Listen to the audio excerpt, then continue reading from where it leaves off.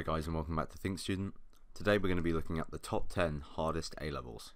At number 10 we have Maths. Although quite a common subject, this A-level is surprisingly challenging. On this A-level you'll cover three main areas of Maths: pure, statistics and mechanics. It goes without saying that the Year 2 topics are more advanced than the Year 1 counterparts, but Year 2 mechanics is particularly tricky as the content is vastly different from anything you practiced before.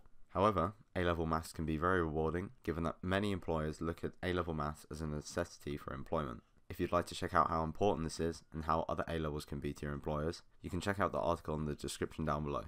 At number 9 we have Computer Science. This A-level is one of the trendiest, becoming more popular each year. Computer Science has shown to be quite the task, with just under 5% of students failing the course in 2018, making it one of the most failed A-levels. This course is split into two categories: programming and theory. The programming aspect teaches you to program in one of the languages the exam board supports, which will be decided by your college and school, and the theory part teaches you about how computers work, what they do, and how they can be used. I would advise that you should have taken the GCSE equivalent prior to college, however it's certainly not impossible if you wanted to give it a go without. At number 8 we have History. This A-level is similar to its GCSE counterpart, but just harder. It involves lots of memorising dates and events, but also high mark questions and essays. The content of this A-level can be difficult to deal with, so if you're not 100% committed, you may find the content a bit boring. However, if you can get through it, the A-level can lead to great further education and some high paying jobs. At number 7 we have Psychology. Now this may not be an A-level that students expect to be on this list, but in reality it can be deceptively difficult. This is because there is an element of extended writing which can catch students out. Psychology A-level also involves a large amount of writing in a short amount of time, so if this doesn't sound like you, I wouldn't suggest attempting this subject. At number 6 we have Biology. This A-level is probably not a surprise to most of you, as all the science subjects are very difficult, but to put it in numbers, this A-level is at least 2 to 3 times as hard as its GCSE equivalent. This is down to how much more independent it is, with less support and less resources that you can use to your advantage. On the brighter side of things, this subject is a facilitating one, which means it will make the process of getting a university placement a lot easier. At number 5 we have English Literature.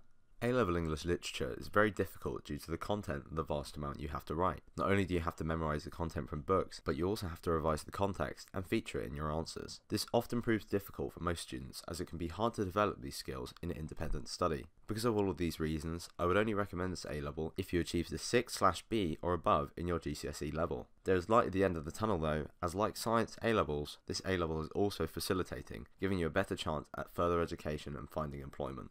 At number 4 we have Physics. This is the third science on this list, but certainly contains the most maths at a whopping 40%. This means that there is a lot less overall theory behind this subject, and more manipulation of numbers and use of equations. A-level maths is a common accompaniment to this subject, and it's extremely useful in helping you understand certain concepts. In conclusion, you must have an interest in physics and maths, and the ability to work hard if you want to be successful in this subject, which is why many students find it difficult.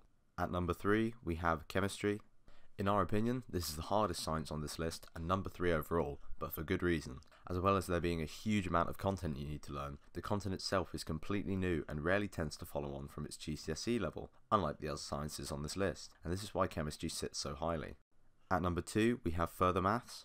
Being number 2 on this list, it goes without saying that this A-level is extremely difficult, and it's heavily recommended that you achieve an 8/A star in GCSE maths to give yourself a fighting chance. The most common error students make with this subject is that they go in underprepared and therefore find it difficult to understand, and more often than not, this will cause students to drop out. So make sure you're confident in yourself. If you're unsure, you can always check out our article on how difficult A-level Further Maths can be for a more in-depth explanation. At number 1 we have Modern Foreign Languages. These consist of Spanish, French and German, all of which are in part derived from Latin. Learning any language takes a lot of time and effort with lots of practice, and part of learning a language consists of divulging yourself in the culture and practicing with other speakers. However, it can be hard to achieve this when living in the UK. Any foreign language A-level is leagues above its GCSE counterpart, so don't fall into the trap of thinking it will be easy just because you completed the GCSE. If you'd like to check out the article this video was based off, or any of the articles mentioned in the video, you can find them in the links below.